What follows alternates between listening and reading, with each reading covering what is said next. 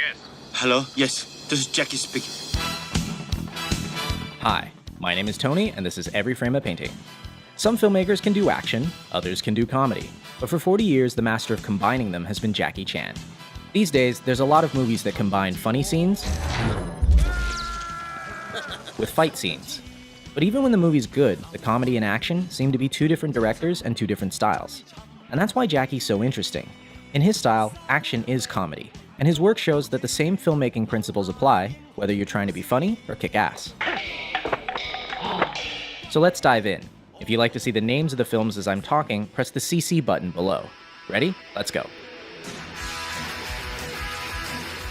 So, how does Jackie create action that is also funny?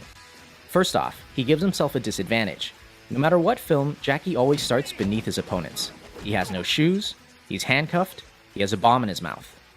From this point, he has to fight his way back to the top. Each action creates a logical reaction. And by following the logic, we get a joke. In movies, this comedic style goes back to the silent clowns like Chaplin, Lloyd, and Keaton.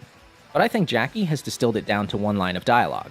Please! I said I don't want trouble! Because he's the underdog, Jackie has to get creative, which brings us to point number 2. He uses anything around him. This is the most famous aspect of his style. Take something familiar, do something unfamiliar.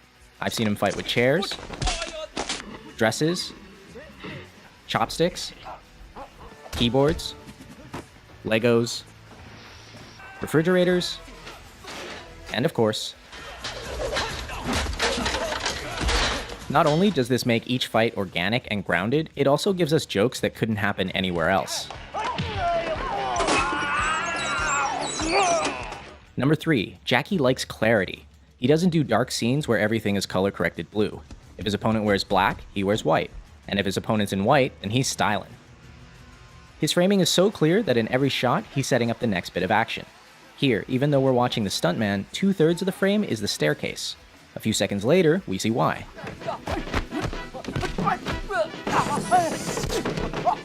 He keeps things clear by rarely using handheld or dolly moves. Like an American movie, you can see there's a lot of movement. When the camera angle movement, that means the actor, they don't know how to fight. In slow motion, you can see how the camera operator swings around to make the hits seem more violent. But since Jackie can fight,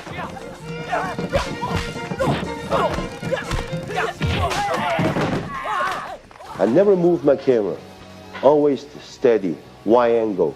Let him see I jumping down, I do the flip, I do the fall. When you shoot this way, everything looks more impressive because action and reaction are in the same frame.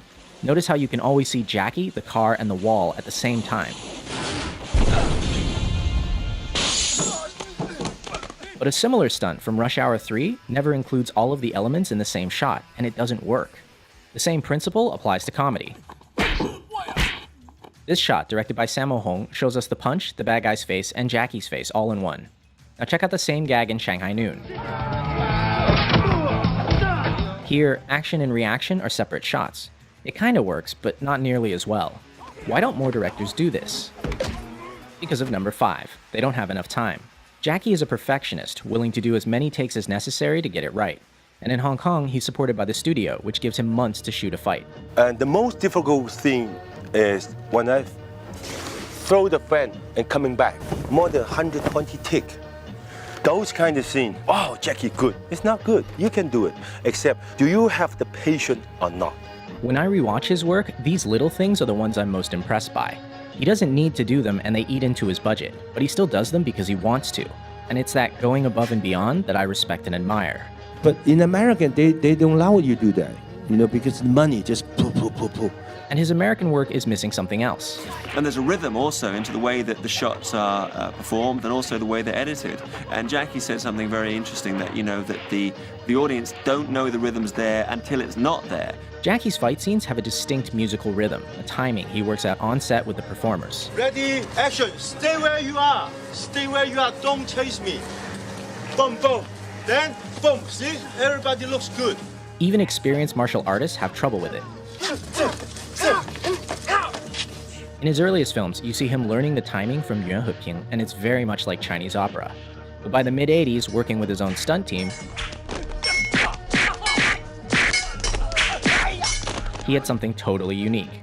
In America, many directors and editors don't understand this timing, and they ruin it by cutting on every single hit.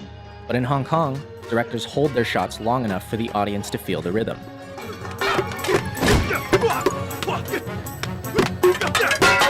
The most important part is editing.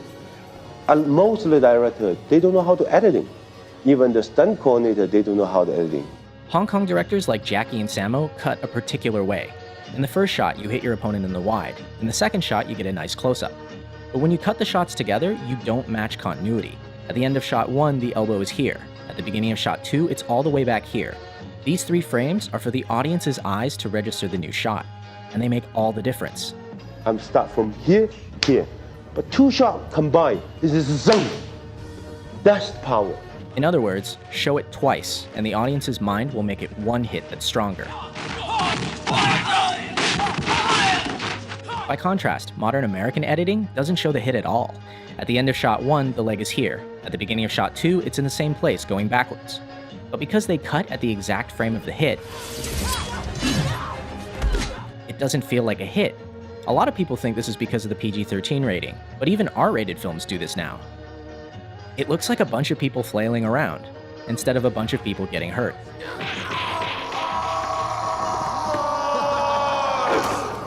Ouch. Which brings us to number 8, Pain. Unlike a lot of action stars who try to look invincible, Jackie gets hurt. A lot. Half the fun of his work is that not only are the stunts impressive,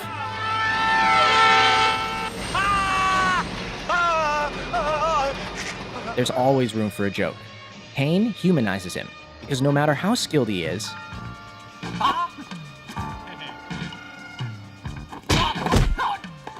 he still gets smacked in the face. In fact, Jackie's face may actually be his greatest asset. Many times the look he gives is all it takes to sell a joke, like when he does an entire fight holding a chicken. Or dressed as Chun-Li. And last, Jackie's style always ends with a real payoff for the audience. By fighting his way from the bottom, he earns the right to a spectacular finish.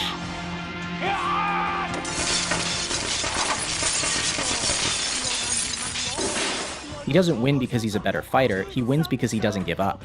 This relentlessness makes many of his finales really impressive and really funny. And it's in direct contrast to a lot of his American work, where bad guys are defeated because someone shoots them.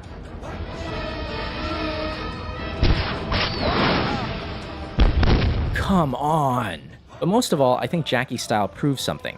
Action and comedy aren't that different. In both genres, we want to see our best performers. And I think a lot of modern action directors are failing completely. These actors are skilled artists, some of the best in the world. Why are the directors so unskilled? Why am I paying money to not see the action? Whatever you do the best you can, because the film live forever. No, because you know that they're raining and the actor don't have time. I said, would you go to every theater to tell the audience? No, the audience see on the theater, good movie, bad movie, that's all. Exactly. This work will last.